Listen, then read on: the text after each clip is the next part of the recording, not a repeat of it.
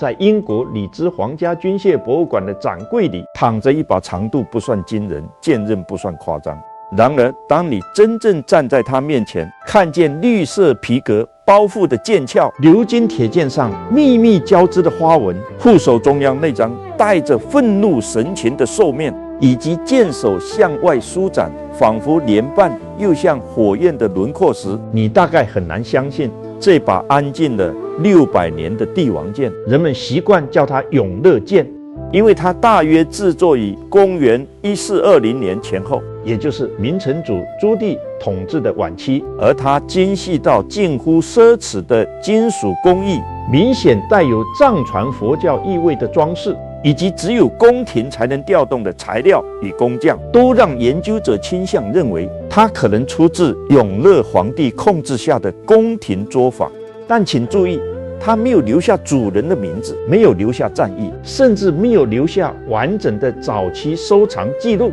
如果我們先拋開永樂大帝朱棣來看，單純把它當成一把劍來看，第一個值得注意的地方就是它採用了筆直的雙刃劍身，而不是明代軍隊更常見的單刃刀。在中文的兵器世界裡，刀與劍從來不是同一種東西，刀以單刃為主，重點通常在劈砍，劍則兩側開刃，既能刺也能削割與格擋。然而，當一支軍隊進入大規模制度化的戰爭之後，士兵真正需要的往往不是一件技巧最複雜、象徵最優雅的兵器，而是一件容易訓練、容易制造，在混亂戰場上能夠迅速產生殺傷力的武器。這正是為什麼從漢唐以後到宋元明清，中國戰場上的劍逐漸失去早期那種主角地位，單刃刀卻越來越普遍。尤其到了明代，無論步兵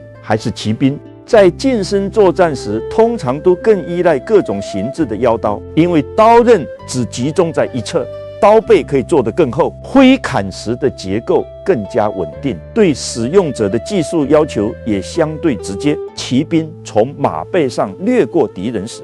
弧形或略帶弧度的刀刃能夠順着速度完成切割，不容易像直劍那樣在刺入目標之後因角度不對而卡住。步兵在密集陣型裡搏殺時，也更容易依靠本能做出由上而下或由側面橫掃的動作，而不是精確控制雙刃劍的中線與劍尖。也就是說，到了永樂年間，一把極度華麗的雙刃直劍本身就已經在暗示我們，它的主人或受贈者不會是一名排在軍陣前方等着用它和敵人互砍的普通士兵。它太昂貴、太精細，也太容易因裝飾受損而失去完整性。真正用來打仗的武器，它的第一任務是可靠，而不是讓人隔着10公尺就看出佩戴者的身份。永樂劍卻完全相反，它的每一寸設計都像在提醒旁觀者，這件東西最重要的功能不是擊中敵人，而是被人看見。博物館公布的資料顯示，這把劍連同劍鞘的總長約90公分左右，劍刃本身大約76公分。這樣的尺寸並不屬於雙手使用的巨型兵器，而是一把可以單手操作、佩掛於腰間的長劍。如果只從長度來看，它確實具備實戰可能。然而，當我們仔細觀察劍身與裝具的關係，就會發現它真正的重量並不只存在於鋼鐵，而是存在於圖像、材料與政治意義上。劍身採用斷接花紋鋼，也就是將性質不同的鐵與鋼反覆加熱、折疊、鍛打，再使它們焊合成一體，最後經過研磨與處理，讓材料內部原本看不見的層次以流動、扭轉或如同水波的紋理浮現在表面。現代人看到這種花紋，很容易直接把它叫成大馬士革鋼。然而，這種稱呼經常把不同地區、不同技術來源的鋼材全部混在一起。更準確的說法是，它呈現了斷接或複合鋼材所形成的紋路。而這種工藝的目的，一開始也絕對不只是裝飾。古代冶煉很難像現代鋼鐵工業一樣精準控制每一塊鋼材的碳含量與雜質，因此工匠往往必須透過反覆鍛打，把較硬但容易折斷的材料與較柔韌卻不容易保持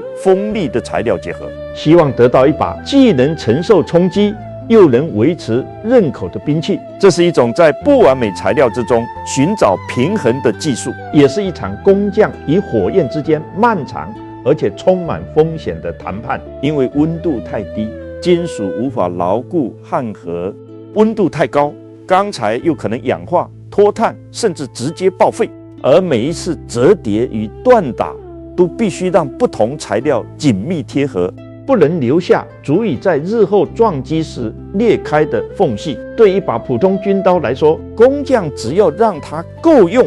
夠堅固，便已經完成任務。然而，對一把準備送進宮廷，甚至可能要成為皇帝禮物的劍來說，鋼材內部的性能不夠，它必須在磨光之後顯示出一種肉眼可見的秩序，讓人看見那一層層被火焰重新編排的金屬，仿佛山脈、水流、雲氣與木紋都被封進了劍身。這種花紋在藏族兵器文化中尤其受到重視，因為青藏高原及其周邊地區的劍匠很早便發展出具有辨識度的複合鋼與花紋鋼傳統。藏文中甚至存在專門討論刀劍品質、產地、紋路與鑑賞方法的文獻。某些劍紋會被比喻成流水、魚骨、梯子、雲霧或細密交錯的線條。而一把優秀的劍，也不只是因為鋒利才受到尊敬，它的材料紋理本身便向出身證明，暗示制作人掌握了普通鐵匠無法複製的技術。永樂劍的劍身與整體藏式風格放在一起觀看，便出現了一個非常有意思的問題：它究竟是中原工匠為西藏市場制作的劍，還是宮廷召集熟悉藏式工藝的人員在中國境內完成的一件跨文化作品？答案可能永遠無法完全確定。然而，早期明代宮廷藝術有一個極為鮮明的特徵，就是它並不排斥外來樣式，反而非常擅長把不同文化中的圖像、器型與工藝重新組合成一種既能代表皇權，又能讓受贈者感到熟悉的作品。永乐時期的瓷器會吸收伊斯蘭金屬器的造型，宮廷佛像會以漢地成熟的鑄造能力，重現尼泊爾、西藏與印度佛教藝術中的身體比例和裝飾系統。而這把劍同樣不像一件只在單一文化內部生成的兵器，它更像宮廷為了與高原世界交談而刻意選擇的一種混合語言。最能說明這一點的，並不是劍刃，而是副手。所謂副手，就是位於劍刃與握柄交界處向兩側伸出的部件。它在實戰中的基本功能是阻止對方的刀刃沿着自己的劍身滑下來，割傷手指，也能避免持劍者在刺擊時手掌因慣性向前滑到刃部。普通兵器的副手不必太複雜，只要足夠堅固，角度與長度不妨礙使用即可。然而，永樂劍的副手顯然不滿足於這種單純的功能，它被制造成一張向外突出的憤怒面孔，眼睛圓睜，眉部緊縮，口鼻帶有野獸般的張力，看起來既像猛獸，也像藏傳佛教藝術中那些面貌兇惡、專門降服邪魔的護法神。現代人初次接觸藏傳佛教藝術時，經常會感到困惑，因為佛教在我們熟悉的印象裡，應該是慈悲、寧靜、低眉與微笑，為什麼寺院裡卻會出現獠牙、怒目、骷髏、火焰與踩踏敵人的神祇？真正的原因在於，憤怒並不等於邪惡。護法神令人恐懼的外表，象徵的是對無明障礙與破壞佛法力量的毫不退讓。他們不是失去控制的暴徒，而是把慈悲轉化為強制力量的守護者。這種圖像出現在劍的副手上，可以說再合理不過。因為一把劍本來就同時具有保護與毀滅的雙重性，它能夠守護秩序，也能夠懲罰破壞秩序的人。當佩劍者的手握住劍柄時，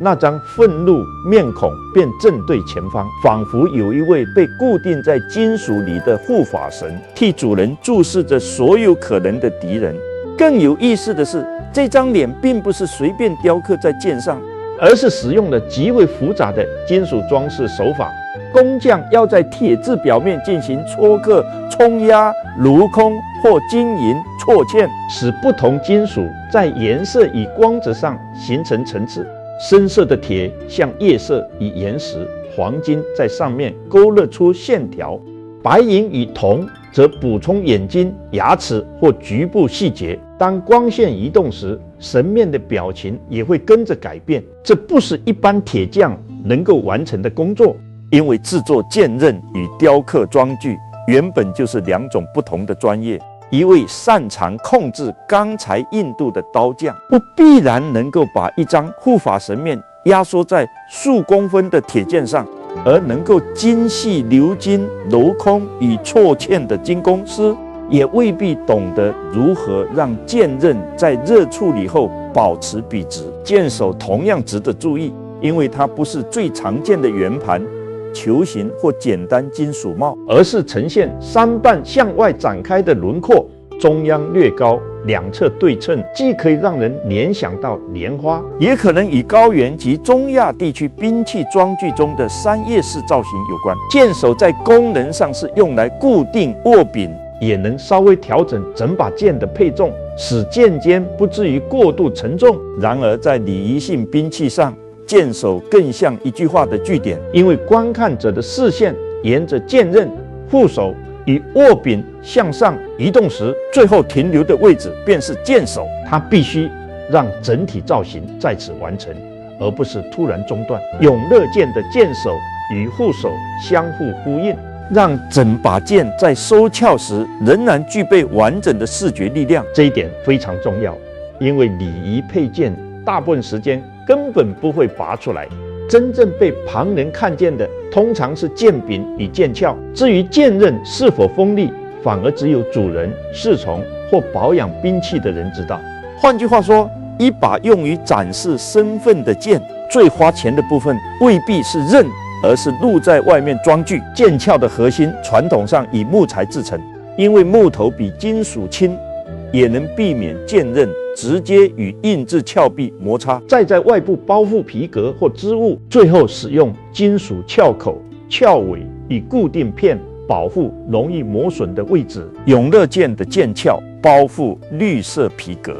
外側裝有鎏金鐵劍。這種綠色經過600年後已經失去最初的鮮明，但在它剛剛完成時，綠色皮革、深色鋼鐵與金色裝具之間應該形成非常強烈的對比。對古人來說，色彩從來不是裝飾而已，因為昂貴而穩定的染色需要取得特定原料，也需要熟練的皮革加工技術。一件皮革製品如果要在長時間使用後仍然保持平整，從鎏製、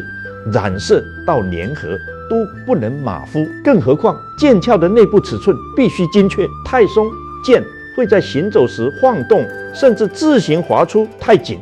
拔劍時又會被卡住。今天我們在照片裡看到的是一把完整的劍與劍鞘，然而這種完整性本身便十分罕見，因為歷史上的刀劍很容易被重新組裝。一把品質優秀的舊劍刃可能在數百年後換上新護手，一套華麗裝具也可能因原本劍身鏽蝕而被安裝到另一把尺寸相近的劍上。這也使永樂劍的研究變得更加複雜，因為它雖然整體風格高度一致，但現有學術討論仍不能完全排除劍身或部分零件曾在後世被更換、調整或重新裝配的可能。對收藏者來說，這也許會影響它是否100%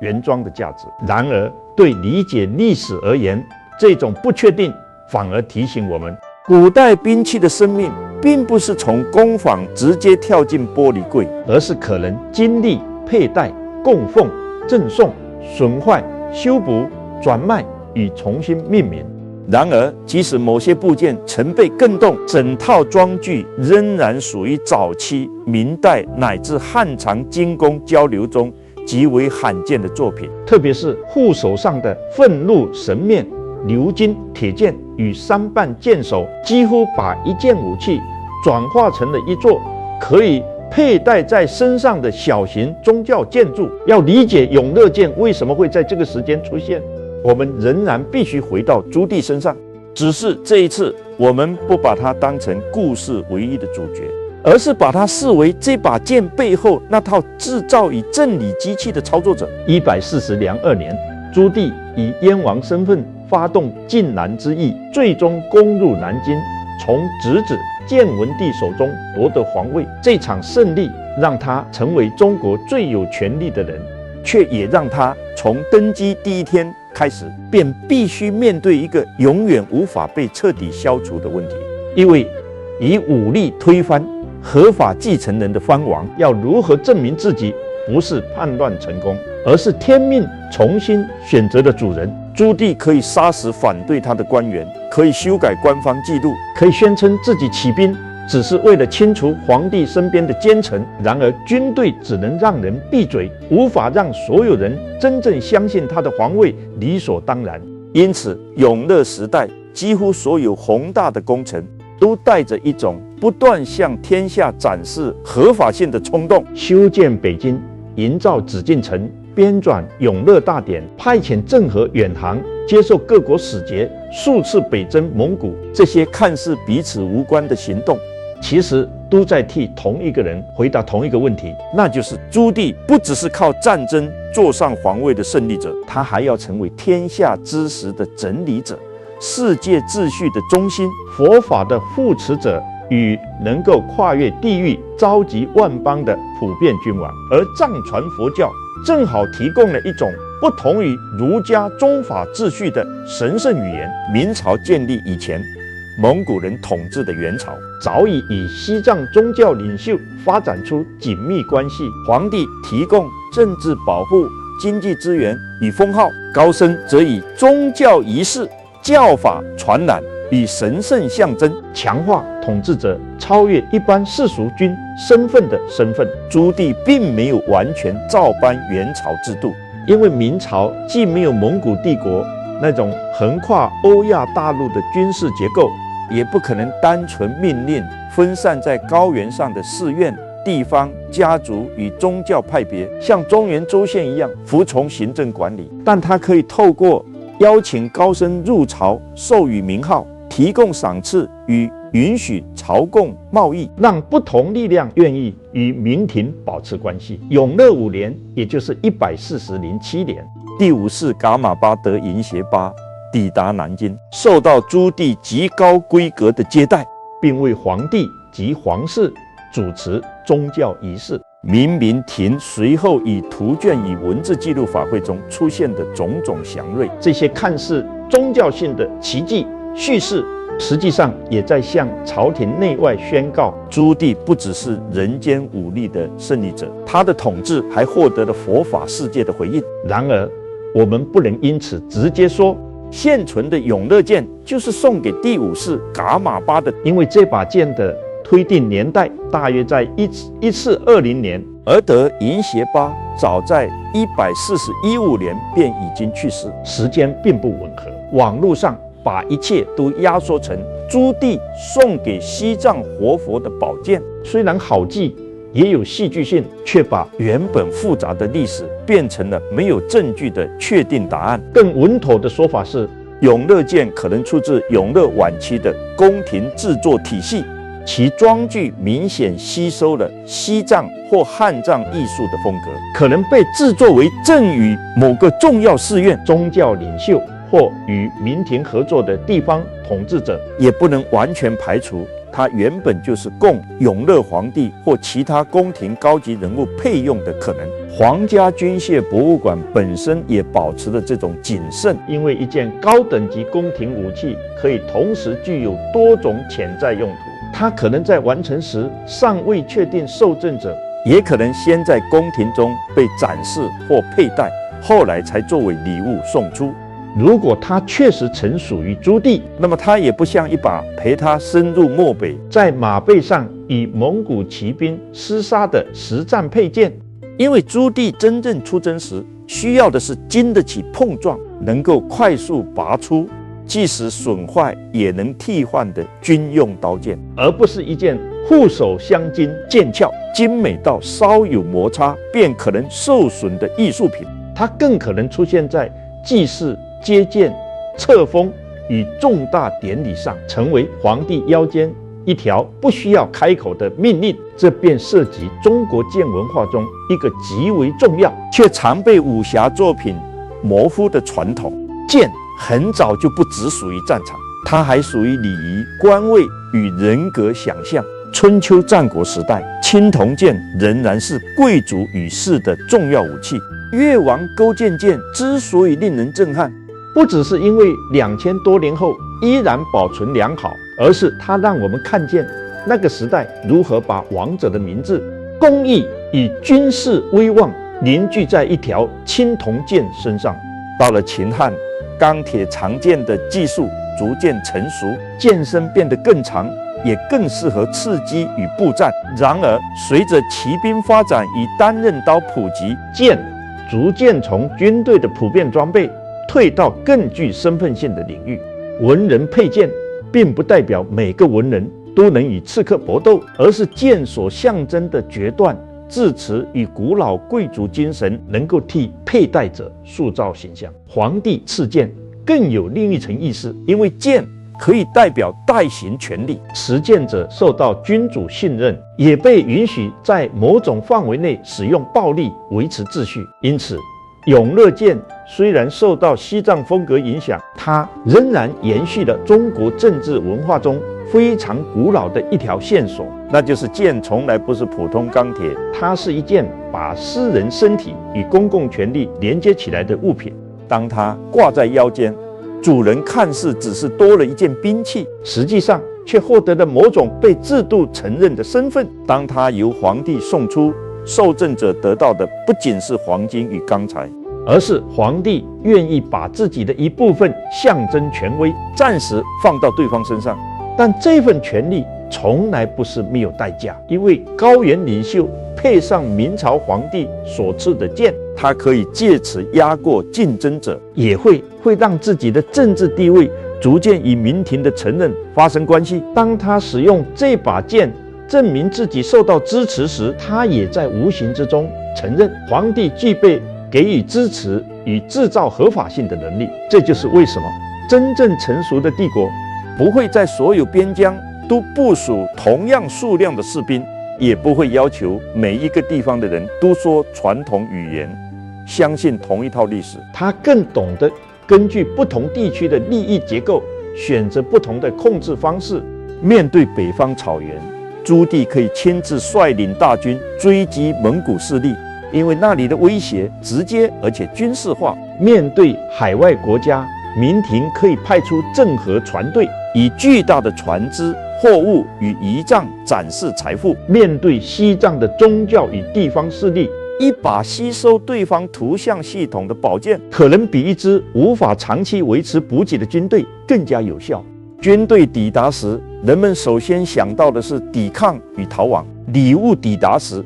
人們首先想到的卻是如何使用它。當受贈者開始思考這把劍能替自己增加多少威望，換取多少利益，震懾多少競爭者時，他已經主動進入送禮者設計的政治關係裡。而這套關係最微妙的地方，就是每個人都能對自己說，這是出於自身利益所做的選擇。如果我們重新看永樂劍副手上的那張憤怒神面，就會發現它幾乎是整個時代的縮影，因為那張臉同時代表慈悲與暴力，像佛教護法，也像皇權本身。皇帝可以說，他送出這把劍是為了護持佛法，保護受贈者與維持地方安定。但所有人也都知道，能夠制造這把劍的宮廷，同樣能夠制造數以萬計真正用來殺人的兵器。那永樂劍究竟有多鋒利呢？我們今天很難在不傷害文物的前提下進行實際測試，即使它仍然保有完整刃口，也不能因此判斷600年前的原始狀態，因為兵器会經過研磨，刃角也可能在歷代保養中改變。一把单手剑的性能，關鍵不只在總重量，更在重心、慣性、距與劍身剛性。即使2把劍同樣重1公斤，只要其中一把重量集中在护手附近，另一把大量重量集中在剑尖，它們揮動起来便会像完全不同的武器。重心靠近护手，剑比較靈活，適合快速改變方向以控制剑尖。重心向前，劈砍時的冲擊力可能增加，卻也更耗費體力。離性宝劍則必須在實際操控與外觀裝飾之間取得平衡，因為鎏金鐵劍、厚重劍首與華麗護手都會改變整把劍的手感。永樂劍能夠在裝飾如此複雜的情況下，仍保持協調輪廓，說明制作人並不是先完成一把普通劍，再隨意把黃金以宗教圖案粘上去，而是從一開始便把劍身配重與裝具當成一個完整系統設計。這種設計觀念與日本刀非常不同。日本刀最受關注的部分通常是刀身、刃紋與刀匠系譜，刀裝可以隨時代與主人更換。一條優秀刀身能夠歷經數百年，反覆更換刀柄、刀層與刀鞘。永樂劍的核心價值卻更多集中在整套裝具形成的文化組合。倘若只剩下一條沒有護手與劍鞘的劍刃，它便會失去大部分可辨識的身份。它也和歐洲中世紀的騎士劍不同。歐洲劍的十字形護手常被後世賦予基督教象徵，但它首先仍是為了保護手部配合格擋而形成的實用結構。永樂劍護手上的憤怒神面，卻更加直接地把宗教神奇與武器功能結合，讓護法神不是被刻在劍旁，而是成為劍本身的一部分。永樂劍最特別的地方在於，它沒有傳說中那些驚天動地的殺戮記錄，卻以另一種方式把自己嵌進了明代初年的世界秩序。因為我們不知道它的第一位主人，也不知道它離開亞洲的完整過程。網絡上經常有人說，它是在1900年八國聯軍進入北京時被搶走。然而，現有公開收藏資料並不足以證明這條流傳路線。我們比較能確定的是，它在20世紀末進入歐美藝術市場，曾被帶到紐約尋求出售，之後才被英國皇家軍械局收藏。這不代表它一定沒有經歷戰亂與掠奪，也不代表它的流出過程完全正當。只是當證據缺失時，我們不能因為某個故事符合今天的情緒，便把可能寫成確定。真正尊重一把古劍，不是替他安排最悲壯的身世，而是承認他身上存在我們暫時無法填補的空白。